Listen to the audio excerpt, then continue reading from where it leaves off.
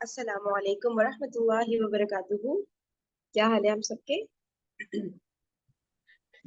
وعلیکم السلام ورحمۃ اللہ وبرکاتہ. الحمد للہ علی کل حال. جی اچھا، ہم لوگ غزوہ جس کے اندر ہم نے یہ فائنڈ آؤٹ کیا تھا کہ جو یہودی تھے وہ بہت زیادہ کامیاب ہوئے تھے ایک بہت بڑا لشکر بنانے میں، یعنی کہ انہوں نے بہت زیادہ سازشیں وغیرہ مسلمانوں کے خلاف کی تھی، دوسروں کو اکسایا تھا. جو اسٹرانگ لوگ تھے یعنی قریش کے لوگ اور جو ڈفرینٹ قبائل تھے، تو وہ اس چیز میں کامیاب ہو گئے تھے کہ تقریباً 10,000 کا لشکر مشرکوں کا جو ہے وہ ریڈی ہو گیا تھا مسلمانوں سے لڑنے کے لیے، اور مسلمانوں کا جو لشکر تھا وہ 3,000 کے قریب تیار ہوا تھا. تو یہ ہم نے پڑھا تھا غزوہ احزاب کے بارے میں. پھر ہم یہاں پر آئے تھے کہ اچھا، خندق کی کھدائی جو ہے بہت زیادہ ظاہر سی بات ہے ایک مشقت طلب کام تھا، بہت محنت لگ رہی تھی مسلمانوں کی، اور کئی دنوں تک یہ کام جاری رہا، اور بھوک کا بھی شدید عالم تھا. تو وہ ساری ڈیٹیلز ہم نے پڑھی کہ کس طرح سے جو ہے انہوں نے کیا کیا چیزیں کھائیں، اور اس کے علاوہ کچھ نبوت کی نشانیاں بھی ظاہر ہوئی تھی کہ کس طرح رسول پاک صلی اللہ علیہ وسلم کی برکت کی وجہ سے، اور اس سے بھی پہلے اللہ تعالیٰ کا فضل ہوا اور رسول پاک صلی اللہ علیہ وسلم کی برکت کی وجہ سے جو ہے بہت ساری ایسی چیزیں ہم نے دیکھی کہ لوگوں نے پیٹ بھر کے کھایا. پھر بھی جو ہنڈیاں تھی اس کے اندر جو ہے سالن اتنا ہی رہا، کم نہیں ہوا، آٹا جتنا گندا ہوا تھا وہ بھی اتنا ہی رہا. یہ ساری ڈیٹیلز ہم نے پڑھی تھی. اچھا، پھر ہم نے کہاں تک پہنچے تھے؟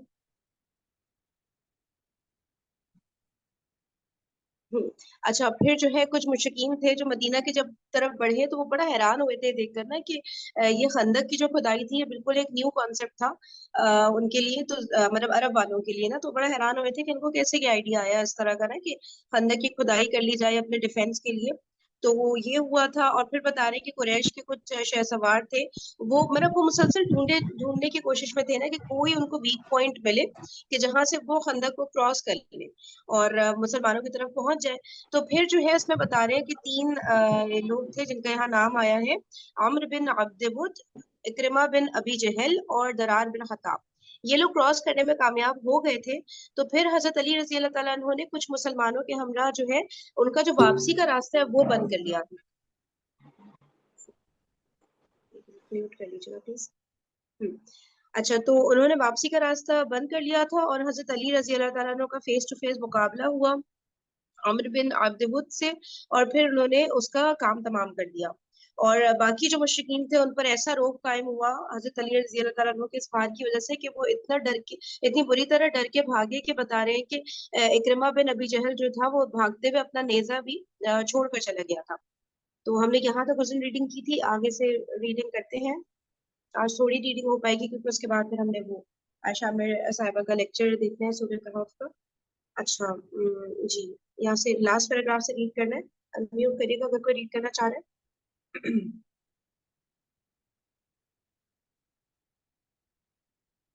میں ریڈ کر دیتی ہوں.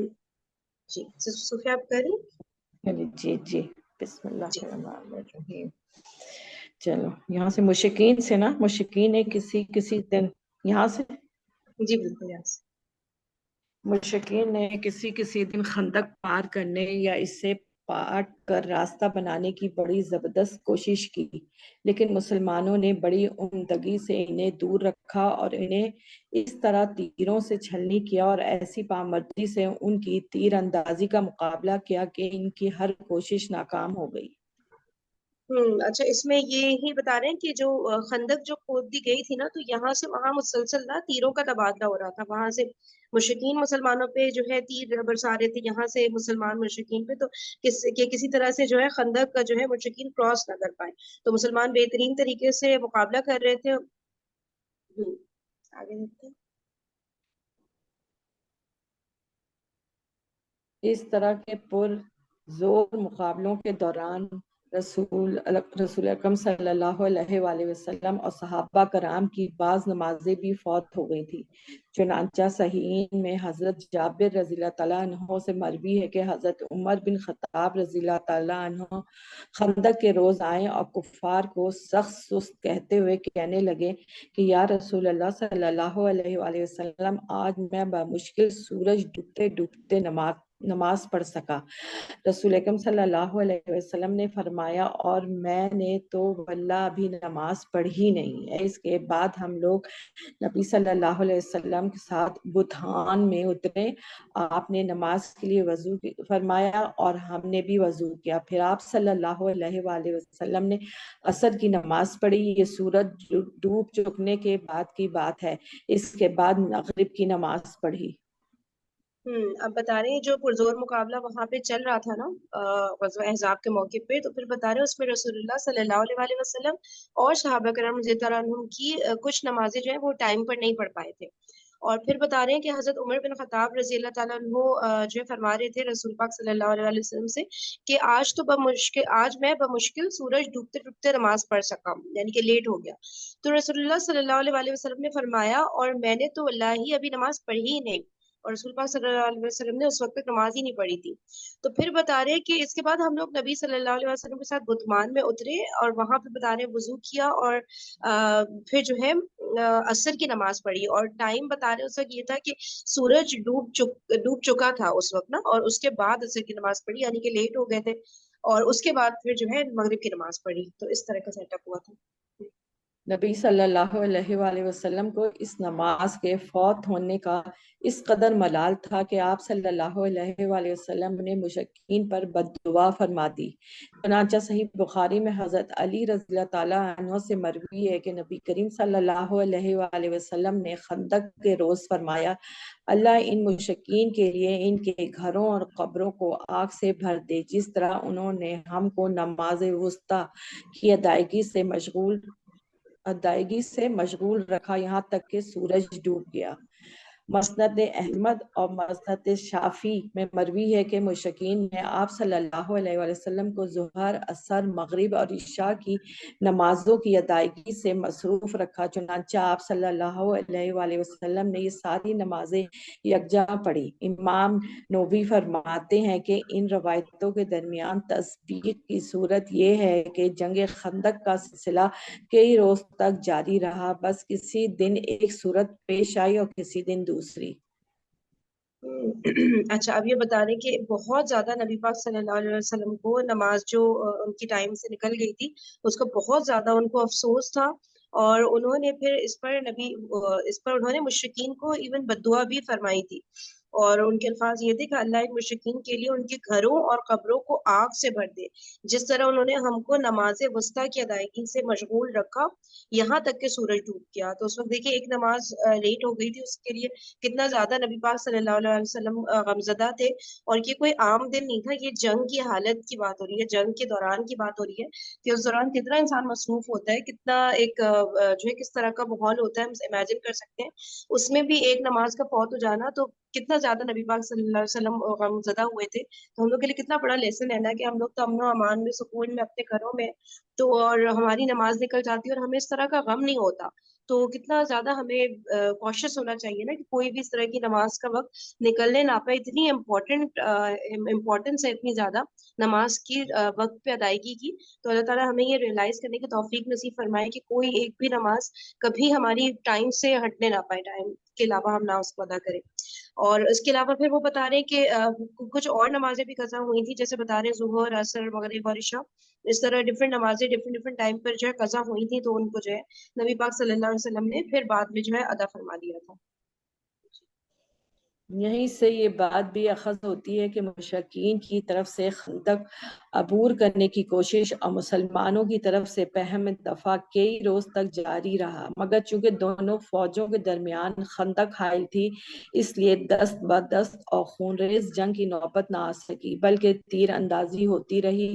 اسی تیر اندازی میں فرقین کے چند افراد مارے بھی گئے، لیکن انہیں انگلیوں پہ گنا جا سکتا ہے، یعنی 6 مسلمان اور 10 مشرک، جن میں سے 1 یا 2 آدمی تلوار سے قتل کیے گئے تھے۔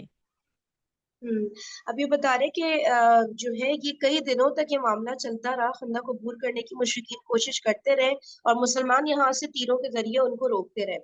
और फिर बता रहे हैं कि हाँ बहुत दिनों तक चला, लेकिन जो है दोनों फौजों के दरमियान क्योंकि खंदक खाइल थी तो उस तरह का जो खूनेज मार्का हो रहा होता है ना, उस तरह से नहीं हो रहा था, उतनी ज्यादा खूनेजी नहीं हो रही थी, सिर्फ तीर अंदाजी हो रही थी। और फिर बता रहे हैं कि लेकिन फिर भी कुछ जो है मुशरिकीन के लोग कत्ल हुए और कुछ मुसलमान जो है शहीद हुए, लेकिन बता रहे हैं बहुत ही कम थे कि उंगलियों पर आप गिन सकते हैं उनको ना। फिर बता रहे हैं कि 6 मुसलमान थे जो कि शहीद हुए थे और 10 मुशरिक थे, जिनमें से 1 या 2 आदमी तलवार से भी कत्ल हुए थे, यानी कि वो फिर क्रॉस कर गए होंगे खंदक, तो इसलिए जो है वो बाकायदा तलवार से फिर कत्ल किए थे, जिनमें से एक का तो हमने भी पढ़ा है ना, हजरत अली रजी अल्लाह तआला अन्हु ने जिनको कत्ल किया था। जी इसी तीर अंदाजी के दौरान हजरत साद बिन माज रजी अल्लाह तआला अन्हु को भी एक तीर लगा, जिससे इनके बाजू की बड़ी रग कट गई। इन्हें हब्बान बिन अरका नामी कुरैशी मुशरिक का तीर लगा था। हजरत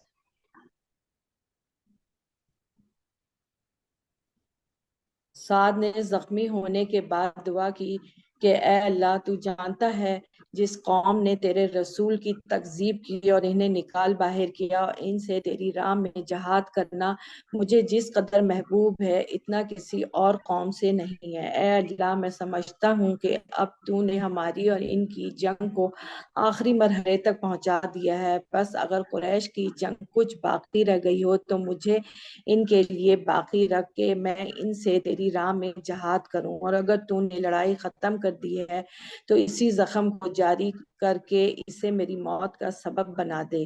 इनकी इस दुआ अच्छा का आखिरी टुकड़ा देखिए, जी एक मिनट। अच्छा इसकी ना जो है पूरी रीडिंग हम कंटिन्यू करेंगे ना तो टाइम निकल जाएगा और फिर हम वीडियो एंड नहीं कर पाएंगे आयशा आमिर की ना, तो वो पहले ही खत्म हो जाएगी इसलिए। अच्छा मुझे एक चीज और बस दिखानी थी, मैं असल में वीडियो देख रही थी कि कोई जैसे गज़वा खंदक के ऊपर, जैसे गज़वा बदर और उहद के ऊपर हमने वीडियोस देखी थी ना, तो ऐसी कोई अगर वीडियो हो जिसको हम लोग देख सके, यानी कि जिसमें जरा डिटेल में ये बताया गया, पिक्चर के फॉर्म में सामने आती है ना, वीडियो के फॉर्म में तो चीजें और ज्यादा क्लियर हो जाती है। लेकिन अब मुसलसल कई वीडियोस में म्यूजिक भी साथ साथ थी, या कुछ ना कुछ ऐसा हो रहा था कि वीडियोस ना वो पूरी प्ले करने लायक कोई मुझे अभी तक मिल नहीं रही है। तो मैं एक वीडियो प्ले करती हूँ यहाँ पे, अ, लेकिन वो फिर मैं 1-1.5 मिनट की प्ले कर पाऊँ मुसलसल म्यूजिक या कोई ऐसी चीज है, उसमें एटलीस्ट हमारे सामने ये पिक्चर आ जाएगी कि खंदक की खुदाई जो हुई थी ना, उसका थोड़ा सा एक वो हम पिक्चर फॉर्म में देख सकेंगे। बस 1 मिनट देखा, मैं इसको प्ले करती हूँ।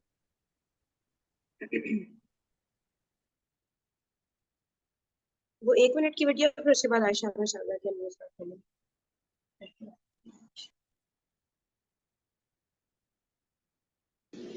Now, this next battle, which is the Battle of Al-Khandaq, and what happens basically, this is the fifth conquered during the lifetime of the Prophet and partially and then completely in the reign of the Khulafa.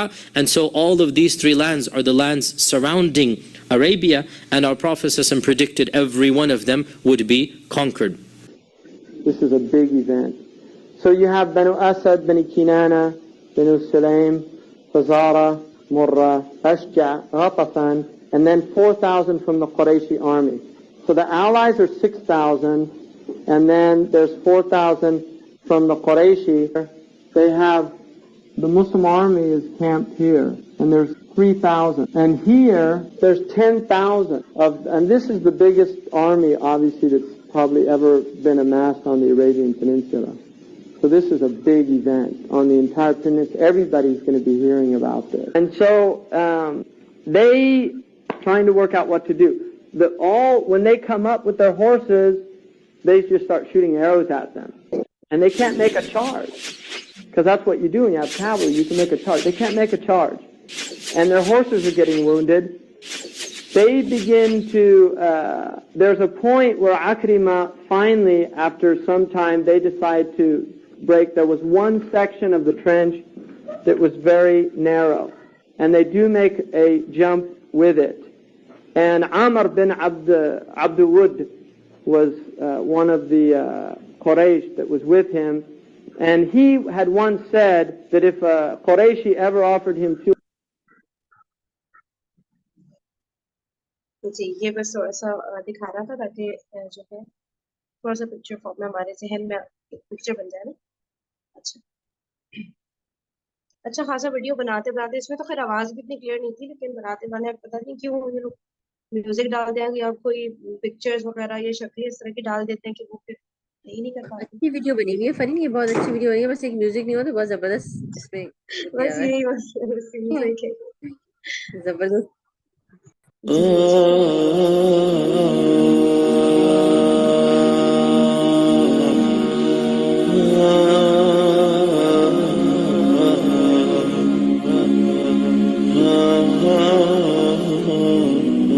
تو اللہ تعالیٰ نے کہا کہ ان قریب اللہ اس زینت کو دنیا کی چٹیل میدان بنا دے گا. یعنی مقصد یہ ہے کہ یہ ان قریب دنیا جو کہ ٹیمپرری دنیا ہے, لائف لیس ہونے والی ہے. اس سے پہلے کہ یہ وقت آئے, انسان کو چاہیے کہ اپنے اعمال کے ذریعے آخرت میں انویسٹمنٹ کر دے تاکہ اللہ تعالیٰ جو ہیں وہ اس کے لیے فائدے کا سامان کرے. اور یہی آیات جو ہمیں پڑھنے کو کہا گیا ہے سورہ کہف کی شروع کی 10 آیات, دجالی فتنے سے محفوظ رہنے کے لیے. دجال کے بارے میں آپ کو بتایا تھا کہ دجال کو اللہ تعالیٰ وہ ڈومین دے دیں گے طاقت کی جو سمہاؤ اللہ کی ڈومین ہے, اللہ اپنے اذن سے ہی دے گا. دجال حکم دے گا, جو احادیث سے پتہ چلتا ہے جس جگہ کے اوپر وہاں ویجیٹیشن اگنا شروع ہو جائے گی, وہاں پروڈکشن شروع ہو جائے گی زمین کی, زمین وہاں پر فصل پروڈیوس کرے گی. اور اللہ نے یہاں پر یہ بات واضح کی تاکہ مومنین اپنا ایمان زندہ کر لیں. جب آپ ہر جمعے پڑھیں گے اور آپ اس کانسیپٹ سے پڑھیں گی کہ رسول اللہ نے کہا ہے کہ دجال کے فتنے سے محفوظ رہنے کے لیے پڑھو, تو آپ کا عقیدہ درست ہوتا رہے گا. کتنا ہی بڑا آپ کے سامنے دجالی فتنہ آ جائے کہ جو آپ کے سامنے انسان حکم دے زمین کو اور زمین پر ویجیٹیشن گرو ہونا شروع ہو جائے, آپ کی یہ آیات جتنا انٹرنلائز ہوں گی یہ آپ کو احساس دلائیں گی کہ اصل میں قادر کون ہے؟ اللہ ہے. زمین کو پروڈیوس کرنے والا کون ہے؟ اللہ ہے. اصل طاقت صرف اور صرف اللہ کی ہے. اللہ نے اس دنیا کو دھوکے کا سامان جو ہے وہ بنا دیا ہے. اور اللہ تعالیٰ ہمیں یہ بات انہی آیات میں پیچھے بتا چکے ہیں کہ دنیا ختم ہو جائے گی, لیکن نیک لوگ جن کے اعمال صالحہ ہوں گے ان کے لیے ہم نے کیا پڑھا تھا؟ ماکثین فیہ ابدا, وہ اس میں ابد تک رہیں گے. تو یہ بار بار آپ کا اور میرا ایمان دوبارہ سے ریوائیو کرتی ہے سورہ کہف کی شروع کی آیات, تاکہ میں اور آپ قرآن کو تھامنے والے بنے, اہل القرآن بنے. جتنا قرآن کو تھامیں گے, جتنا قرآن کے ساتھ وقت گزاریں گے, دنیا کی حقیقت نظر آنا شروع ہو جائے گی. تو یہ وہ آیات ہیں 8 آیات جو پہلا حصہ ہیں مفسرین کے مطابق سورۃ الکہف کا. ایک ٹاپک ہے اس کے اندر کمپلیٹ. جو ٹاپک ہے وہ ہے قرآن, قرآن کو مضبوطی سے تھامنا. آزمائشوں کے اندر جبکہ انسان ویور کر سکتا ہے اپنے ایمان میں, جو قرآن کو تھام لے گا اس کا ایمان ویور نہیں کرے گا, اس کا ایمان جو ہے وہ یہاں سے وہاں جو ہے وہ بج نہیں کرے گا. تو یہ پہلا حصہ تھا. اب دوسرا حصہ سورۃ الکہف کا شروع ہو رہا ہے آیت نمبر 9 سے. اور آپ کو بتایا تھا کہ جو دوسرا حصہ ہے یہ آیت نمبر 9 سے لے کر اب آگے کچھ آیات تک اصحاب کہف کے اوپر ہے. ایک کہانی جو کہ سورۃ الکہف کا ایک بہت اہم حصہ ہے. اور اللہ تعالیٰ نے اصحاب کہف کا جو قصہ ہے اس کو 2 طرح سے اس پورشن میں بیان کیا ہے. اچھا, جو رسول اللہ نے سورہ کہف کی 10 آیتیں پڑھنے کو کہی ہیں اس میں پہلے حصے کی 8 آیات ہیں اور اگلے حصے کی 2 آیات شامل ہیں, اس لیے کہ آیت نمبر 9 اور 10 اسی حصے میں آئے گی. یہ جو اصحاب کہف کا قصہ آپ کو قرآن میں ملتا ہے, اس کو اللہ تعالیٰ نے ایسے بیان کیا ہے کہ آیت نمبر 9 سے لے کر آیت نمبر 11 تک اس پورے واقعے کی ایک سمری ہے قرآن کے اندر. 3 آیات میں آلموسٹ 3 آیات کے اندر ایک سمری دے دی ہے اللہ تعالیٰ نے. اور اس کے بعد ایک اگلی آیت جو آتی ہے 9, 10, 11 اور 12 آیت جو آتی ہے اس میں ایک طرح سے اللہ تعالیٰ نے مقصد بتا دیا ہے اس سمری کو دینے کا. اور پھر آگے چند آیات اور آئیں گی جس میں اللہ نے اور اس واقعے کو ڈسکرائب کیا ہے, کھول کر تفصیل سے بیان کیا ہے. تو یہ شروع کی 3 آیات ایک طرح سے اس واقعے کا مقدمہ یا پریفیس کے طور پر آتی ہیں. ایک طرح سے ان کا پھر بعد میں ڈیٹیل انالیسس آئے گا. ان 2-3 آیتوں کے اندر یا 2-3 لائنز کے اندر اللہ تعالیٰ نے قریش کے سوال کا جواب دے دیا تھا. اس کے بعد اللہ نے مسلمانوں کو اور مومنین کو فردر ڈیٹیل اور بتائی کہ یہ چیز اصل میں, یہ کہانی اصل میں تھی کیا. اصحاب کہف کی جو کہانی ہے اصل میں یہ ہم مسلمانوں میں قرآن میں نازل ہونے سے پہلے سے 1 صدی تقریباً 1 یا 2 صدی پہلے سے جو کرسچنز تھے نجران کے اور عرب کے یا اس دور کے جتنے بھی کرسچنز تھے ان میں بہت زیادہ کامن تھی، ان کے ٹریڈیشن کا حصہ تھی اصحاب کہف کی کہانی، پیپل آف دی کیو کی کہانی جو ہے. اور یہ جتنے بھی نصارہ تھے عربین پیننسولا کے، یہ اس کہانی کو بہت آنر کیا کرتے تھے. اگر آپ اس کے بیک گراؤنڈ کو پڑھیں گے اس کہانی کے، دیکھیں ایک تو قرآن کہانی بتاتا ہے نا، اور ایک آپ کے پاس ریسورسز موجود ہوتے ہیں. ایک آپ کے پاس ریسورس موجود ہے جب آپ اس لائن کو پروفٹ ہوڈ کی دیکھتے ہیں، جس میں موسیٰ علیہ السلام ہے، جس میں اسحاق علیہ السلام ہے، جس میں یعقوب علیہ السلام ہے، جس میں یوسف علیہ السلام ہے، جس میں عیسیٰ علیہ السلام ہے. یہ پوری لائن آف پروفٹس جو ہے، اس میں ایک ٹریڈیشن، اس میں ایک ہسٹری الگ لکھی گئی ہے. اس لیے کہ بنی اسرائیلی جو تھے یہ اپنی ہسٹری کو، اپنی تاریخ کو لکھا کرتے تھے. تو ایک سورس آپ کے پاس یہ ہوتا ہے، ایک سورس ہمارے پاس الحمدللہ قرآن اور حدیث کا موجود ہے. یہ جو اصحاب کہف کا معاملہ ہے، اصحاب کہف کی کہانی آپ کو بائبل میں نہیں ملتی ہے، یہ ذہن میں رکھیے گا. بائبل کے اندر پیپل آف دا کیو کا ذکر نہیں ہے. یہ کہانی آپ کو ملتی ہے، اصل میں اگر آپ اس کو دیکھیں پرومیننٹلی یہ کرسچن ٹریڈیشن کا حصہ تھی، اور پرومیننٹلی یہ جو گریک کرسچنز تھے اس ٹائم پیریڈ میں ہی اس کو لکھا گیا اور اسی ٹائم پیریڈ میں اس کو پریزرو کیا گیا.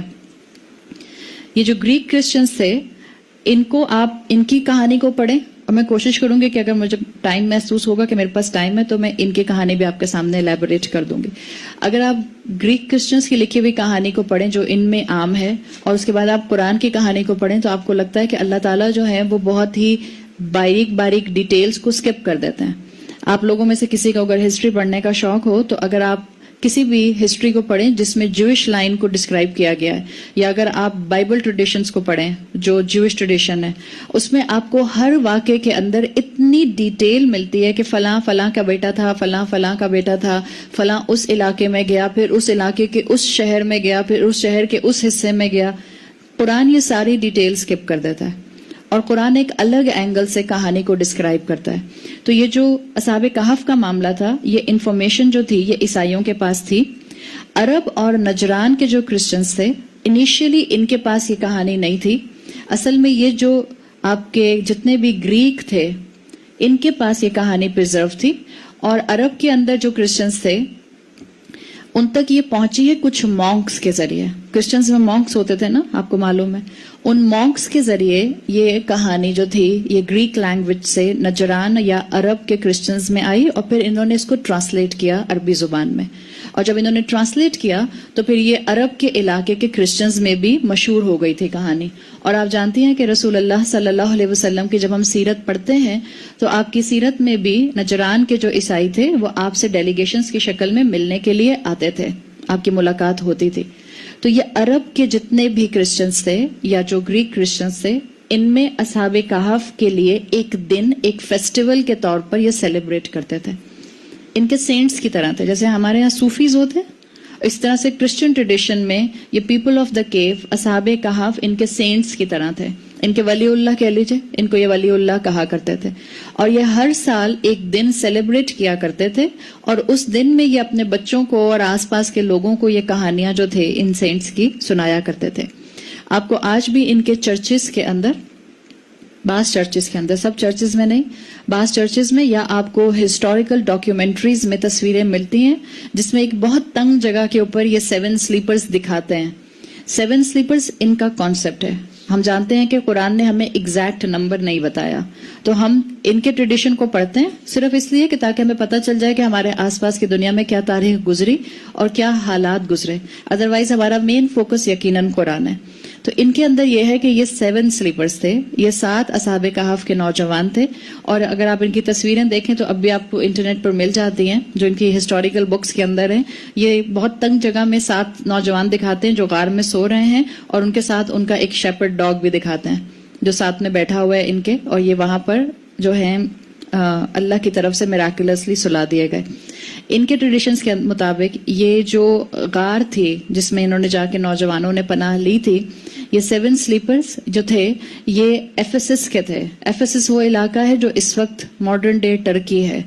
टर्की के अंदर एक जगह है एफेसस, जो पुराना नाम है इसका, वहां पर इनके मुताबिक ये वो गार है जहां पर ये 7 जो नौजवान थे इन्होंने पनाह ली थी और अल्लाह ने इनको मिराकुलसली सुला दिया था। तो ये कहानी और ये ट्रेडिशन आपको मिलता है, और ये सारा ट्रांसलेट हुआ है ग्रीक एकेडेमिया से, याद रखिएगा, बाइबल का हिस्सा नहीं है, वही का हिस्सा नहीं है। एक इनके राइटर आते हैं बिशप स्टीवन, उनकी अगर आप किताब पढ़ें तो उन्होंने काफी डिटेल से इन 7 स्लीपर्स के बारे में लिखा है। ये कहते हैं जिस वक्त ये 7 स्लीपर्स जो हैं ये डिस्कवर हुए हैं एफेसस के इलाके में, इसलिए कि उससे पहले ये कब सोए वो एग्जैक्ट हिस्ट्री में नहीं मिलता, लेकिन ये जो 200 या 300 या 400 साल मुख्तलिफ जो नंबर आते हैं उसके बाद जब ये डिस्कवर हुए हैं तो इनकी हिस्ट्री के मुताबिक ये तकरीबन टाइम था 448 से लेके 450 तक का, ईसा अलैहिस्सलाम के बाद का वक्त था ये, और इस वक्त ये रफली डिस्कवर हुए हैं एफेसस के इलाके में। रसूलुल्लाह सल्लल्लाहु अलैहि वसल्लम की पैदाइश से तकरीबन, आपकी पैदाइश ये सोलर कैलेंडर के हिसाब से 570 में हुई है, तो आप सल्लल्लाहु अलैहि वसल्लम की बर्थ से तकरीबन 120 साल पहले का वाकया इनके ट्रेडिशंस में मौजूद है कि ये असहाबे कहफ डिस्कवर हुए थे एफेसस के इलाके में। और ये कहानी जो इनकी आती है इसमें ये जो इनके एक बहुत मशहूर थियोलॉजियन हैं जैकब बैरेडिस, इनके क्रिश्चियंस के, वो लिखते हैं कि, और जैकब बैरेडिस का इंतकाल हुआ है 578 में, यानी रसूलुल्लाह पैदा हो चुके थे 570 में। तो ये बताते हैं कि ये जो 7 स्लीपर्स थे ये क्रिश्चियनिटी के बिलीफ सिस्टम पर बहुत स्ट्रांगली इम्पैक्ट हुआ था, यानी इनके वाक़े से क्रिश्चियनिटी का अकीदा डिराइव हुआ था एक तरह से, इनके अकीदे पर इसका बहुत स्ट्रांग इम्पैक्ट था। और वो किस तरह से था, आप इनकी पोइम्स पढ़ें क्रिश्चियंस की, जो बाज इनकी हारमोनीज आती हैं, हारमोनीज जो ये लोग चर्च में नहीं पढ़ते रहते हैं, अभी भी इनका ट्रेडिशन है, बाज इनकी पोएम्स जो ये हारमोनीज के तौर पर पढ़ते हैं उसमें ये इन 7 स्लीपर्स को शहीद कहते हैं, मार्टर कहते हैं। ये कहते हैं कि ये शहीद थे, शुहदा थे, जबकि हम जानते हैं कि ये शहीद नहीं थे, इसलिए कि शहीद हमारे लिए डेफिनेशन वही है कि जो अल्लाह की राह में मुकाबला करते हुए शहीद हो जाता है। उसके अलावा शहादा के और लेवल हैं, लेकिन हम इनको कुरान की डेफिनेशन के मुताबिक और रसूलुल्लाह की तालीमात के मुताबिक हम इनको शहादा नहीं कहते। तो ये जो जैकब बैरेडियस हैं ये कहते हैं कि इस पूरे वाक़े ने इनके ऊपर, क्रिश्चियन माइथोलॉजी के ऊपर बहुत स्ट्रांग इम्पैक्ट किया, इनका अकीदा डिराइव हुआ था इससे इनके अकीदे में 3 चीजें आई थी। एक, उन्होंने ये कहा था कि इन्हीं के वाक़े से कि ये शुहदा थे, ये शहीद थे, और क्रिश्चियनिटी के अंदर ये कॉन्सेप्ट मौजूद है, पहले भी था और आज भी है, कि जो शहीद होता है वो सीधा जन्नत में जाता है।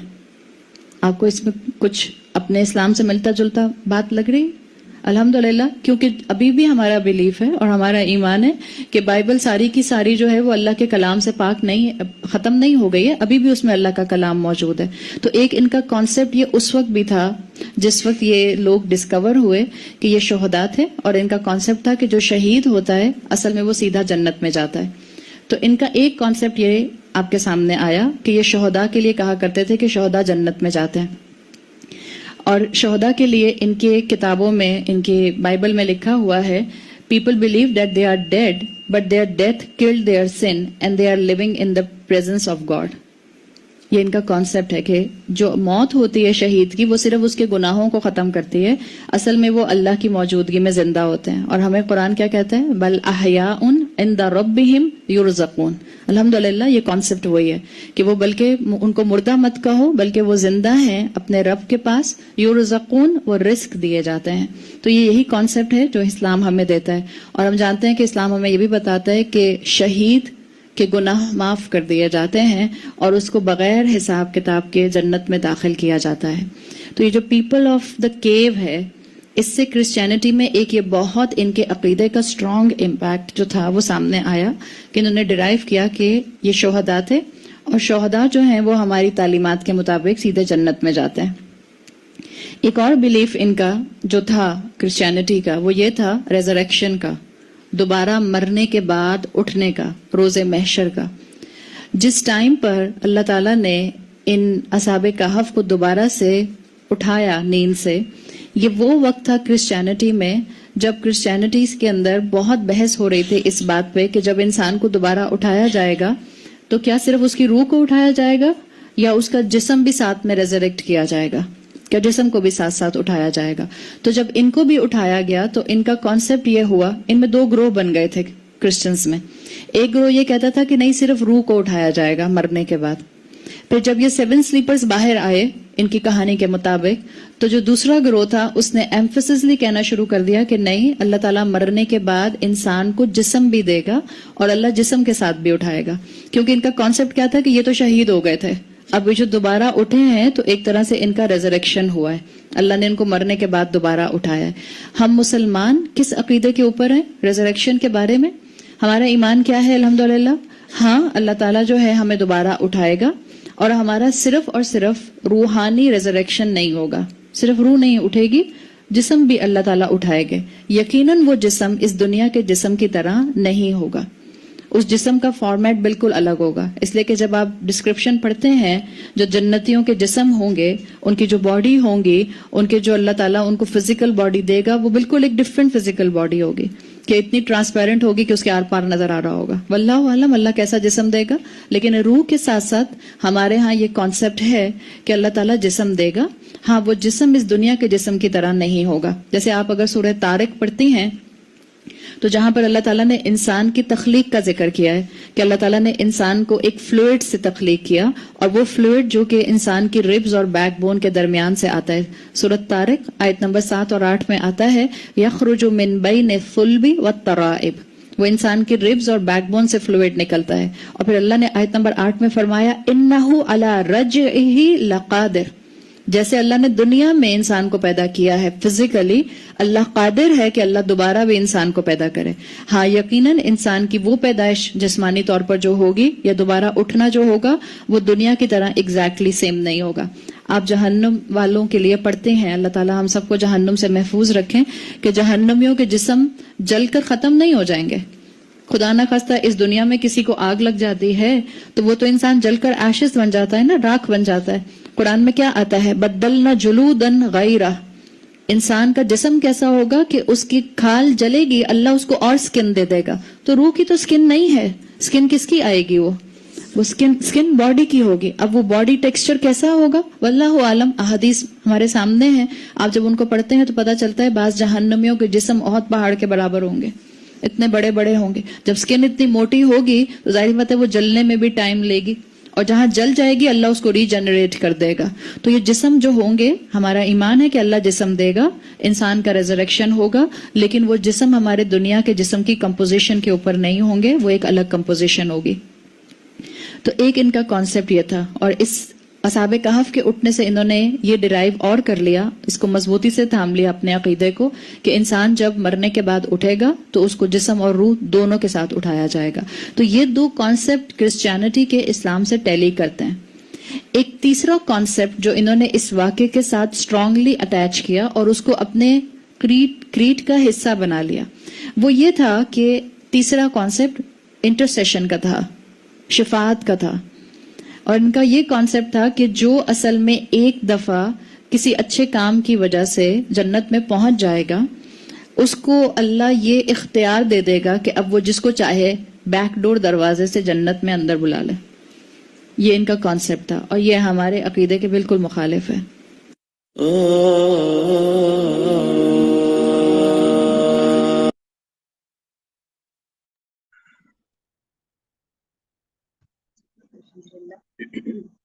چلیے پھر ہم انشاءاللہ کل ملاقات کریں گے، ٹھیک ہے؟ سیریز اسٹڈی کنٹینیو کریں گے. جزاک اللہ خیرا کثیرا. سبحانک اللہم و بحمدک، نشہد ان لا الہ الا انت، نستغفرک و نتوب الیک. جی کوئی کچھ کہنا چاہ رہے ہیں آپ؟ اچھا چلیے، السلام علیکم ورحمۃ اللہ وبرکاتہ.